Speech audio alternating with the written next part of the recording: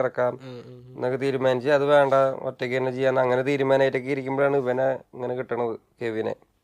അന്ന് കെവിൻ +1 +2 കൂടെ തോന്നുന്നു പഠിക്കണമെന്ന്. എന്നിട്ട് ഞാൻ മറ്റേ എമിനെമ്മിന്റെ മറ്റേ ട്രാക്ക് ഉണ്ടല്ലോ, ഏതായിരുന്നു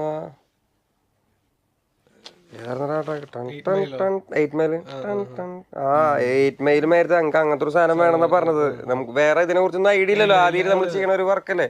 ഹിപ്പ് ഹോപ്പ് ട്രാക്ക് ഒന്നും അങ്ങനെ കേൾക്കാറൊന്നുമില്ല നമുക്ക്. നമ്മൾ ഈ ഓൾഡ് സ്കൂൾ തമിഴ് പാട്ടുകൾ കേൾക്കുന്ന ആളാണ്.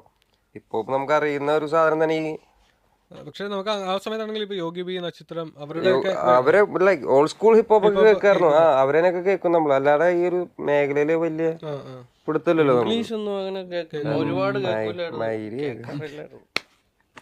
നമ്മളെ എന്റെ പാട്ടിനെ കേൾക്കണല്ലേ ഞാൻ. എന്നിട്ട് അങ്ങനെ റാൻഡം. പിന്നെ ഈ ചെക്കന് നല്ല വിവരമുണ്ട് കെവിന്. അപ്പൊ എനിക്ക്